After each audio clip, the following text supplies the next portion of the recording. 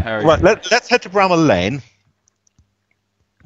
There's a cohort of teams. We mentioned them at the beginning.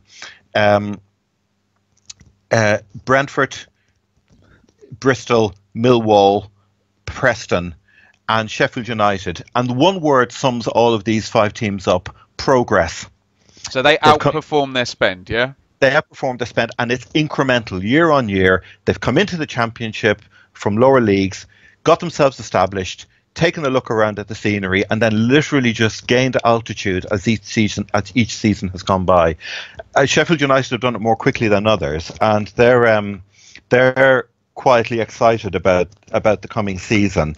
They had, I mean, their headline game was 1-1 draw against what was a very decent Inter Milan team. You've always got to be suspicious of Italian teams in pre-season, whether they really go for it. But it was a very strong team. I think Icardi got the equaliser when David McGoldrick scored the opening goal for them. Sticking with their 3-5-2 system, Wilder is much loved, and its evolution. Just a couple of players have come in. They've brought in Dean Henderson, who was Paul Hurst's goalkeeper last year at Shrewsbury. Yeah. They've brought in John Egan, who's the kind of Brentford's version of Aidan Flint, another one of these, just broken into the Irish team. And again, he gave Christophe Berra time of it. I think he scored both the goals in their 2-0 win against us at Griffin Park, when one of the first games where Mick got an earful from the fans. But Egan, again, he's an absolute, he's a steel girder in the back three, and obviously they brought in David McGoldrick. They've shipped a lot of fringe players out. So it's this evolutionary thing. Clayton Donaldson, for example, he's gone to Bolton. Who else? Ched Evans has gone to Fleetwood. So a lot of the tangential players. The one big name, they had a really brilliant prospect, David Brooks, a midfielder, 20-year-old midfielder. He's gone. That's the one player that they've lost. But they're philosophical about that. They'll accept, they're not there yet, and it's an opportunity for him to move on. And the Bournemouth money they've been able to use to augment the squad with 3 decent players, two of whom are very experienced in the Championship. So, as I say, looking at the team that they've played, it's they do like McGoldrick, but to be fair to them, they also recognise that he's not a 46-game-a-season striker. They think he's going to be one of the best signings they've ever made, but he lacks the pace of Donaldson. But as an all-round player, he offers so much more. We all know this. They've clocked what he's about. They hope for 20 to 30 appearances, many from the bench, and never playing twice in the same week. So that, because we've warned them that when you get to March, April, he is, there is that possibility of an injury, but hopefully for him, because on his day he was unplayable for us, he'll do well for them. Yeah. Looking at the team, Henderson a goal, Basham, Egan, O'Connell across the back 3. O'Connell, Harry, great player. Yeah. Great player. The beating heart of Sheffield, and it's something that everybody overlooks, is their midfield. You've got Lundstrom, you've got Fleck, you've got Evans, and they've also got Duffy. Duffy. Yes, Duffy's in the mix as well. Now who was they lost a key player.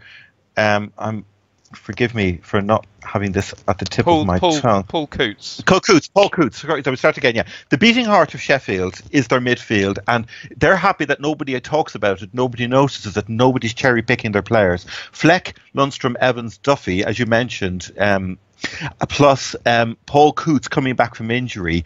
That's the fulcrum of their team. You've got Baldock and Enda Stevens, who played for Portsmouth against us in the Cup, on either flank. And up front, Clark and McGoldrick.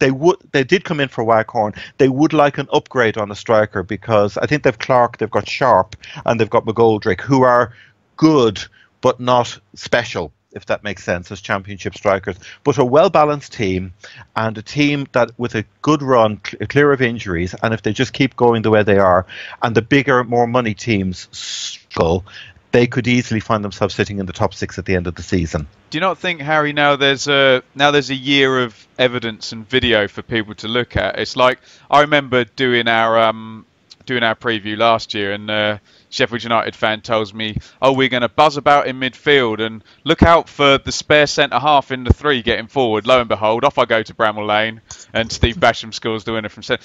People are going to know about this now, though, aren't they? And they're going to know about Fleck as well, aren't they? They will do. Yeah, it's well, it's fun. It's knowing about them, but then it's doing something about them. And it might. It's a $64,000 question, isn't it? Really, they are a they're a well balanced midfield, and when you look at teams through the prism of balance, if one player can't come up with an option, they have others who can. And particularly with Coots back, I think they. And Wilder's a canny manager. He knows that system incredibly well, and he will keep reinventing it. He will keep making the small tweaks, and particularly with McGoldrick up front, McGoldrick can actually liberate midfield players as well in the clever positions he takes and the way the geometry of his play can really help.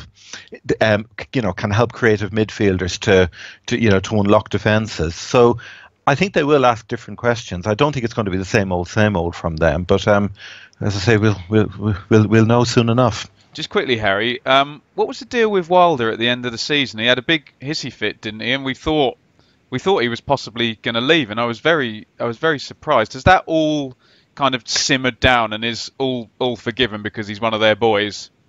It has. I think there was some uncertainty over the ownership and over the funding that he was going to get. That's from my reading. You can get into the arcane detail of it, and it's like any company's politics. Nobody knows what actually really happened, but it has simmered down. Blades are happy. He's happy. He's for other players, as I say, they've pursued Waghorn. They are looking for another striker to come in, and he's got his targets. I mean, certainly getting Egan in, getting Coots back. I think they feel they've enough to be going on with. Very good, very good.